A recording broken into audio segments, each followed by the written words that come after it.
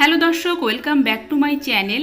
আজকের পর্বে শেয়ার করব কাঁচা বেগুন আর মুড়ি দিয়ে দুর্দান্ত স্বাদের একটি নাস্তার রেসিপি।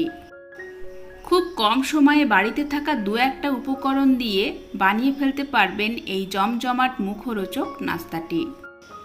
রেসিপিটি বানানোর জন্য আমি এখানে নিয়েছি মুড়ি আর নিয়েছি বেগুন।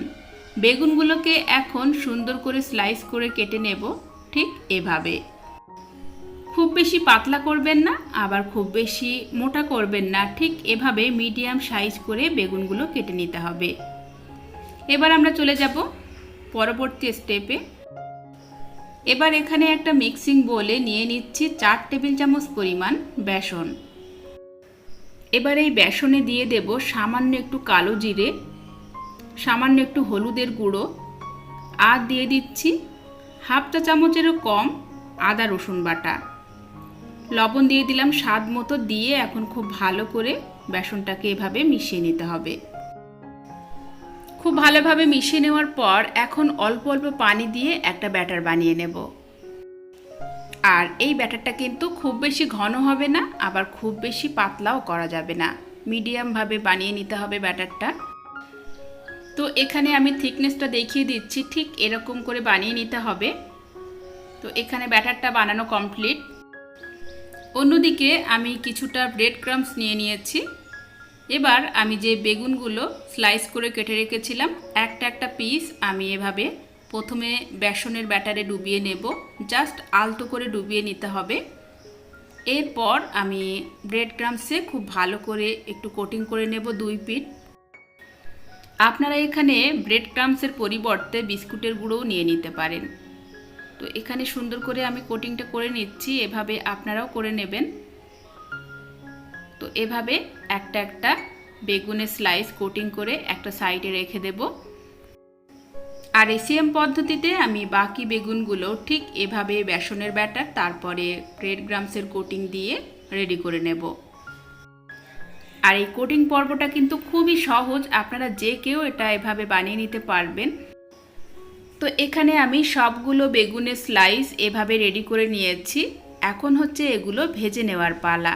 আপনারা চাইলে কিন্তু এই পর্যায়ে এগুলো এয়ার কন্টেনারে ভরে ফ্রিজে সংরক্ষণ করতে পারেন, তারপরে যখন মন চায় তখন ভেজে নিতে পারেন। তো এখানে অলরেডি আমি তেল গরম করে নিয়েছি, আর এখন একে একে দিয়ে দিচ্ছি বেগুনের স্লাইসগুলো। খুব কম তেলেই কিন্তু আপনারা এটা ভেজে নিতে পারবেন, একেবারেই তেলের প্রয়োজন হয় না। আমি যে তেলটুকু দিয়েছি এই তেলটাই কিন্তু বেঁচে থাকবে। তো এখানে আমি লো টু মিডিয়ামে রেখে এখন বেগুনগুলো ভেজে নেব। তো দেখেই বুঝতে পারছেন 2 পিঠেই কিন্তু খুব সুন্দর একটা কালার এসছে। এখন আমি বেগুনগুলো যাতে আরও একটু বেশি ক্রিস্পি হয়, তার জন্য আরও 1 মিনিটের মতো লো টু মিডিয়ামে রেখে এভাবে উল্টিয়ে পাল্টিয়ে ভেজে নেব। তো এখানে 2 পিঠেই কিন্তু একটা মুচমুচে ভাব চলে এসছে, আর কালারটাও অসাধারণ হয়েছে। এখন আমি এগুলো তেল ঝরিয়ে তুলে নিচ্ছি। তো রেডি হয়ে গেল আমাদের লোভনীয় স্বাদের বেগুন ভাজা।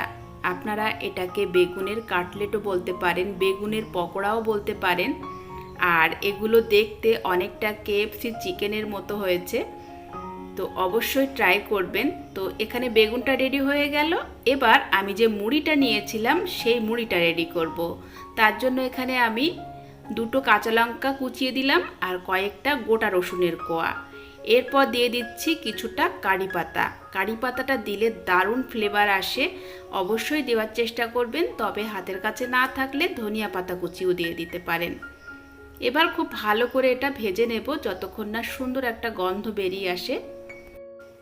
তো এখানে কাঁচা লঙ্কা রসুনটা ভাজা হয়ে গেছে।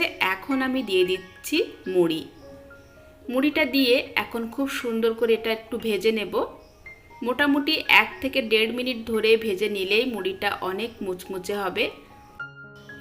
তো অবশ্যই আপনারা মুড়িটাকে ঠিক এভাবে একটু ভেজে নেবেন, তাহলে মুড়ির টেস্টটা দ্বিগুণ বেড়ে যায়। তো এখানে মুড়িটা ভাজা হয়ে গেছে, এখন আমি একটা বোলে নামিয়ে নিচ্ছি। বৃষ্টি ভেজা সন্ধেবেলা এরকম ভাজা মুড়ি আর তার সাথে যদি হয় এরকম গরম গরম বেগুনের কাটলেট, তাহলে কিন্তু বৃষ্টি ভেজা সন্ধেবেলাটা একদম জমে যাবে।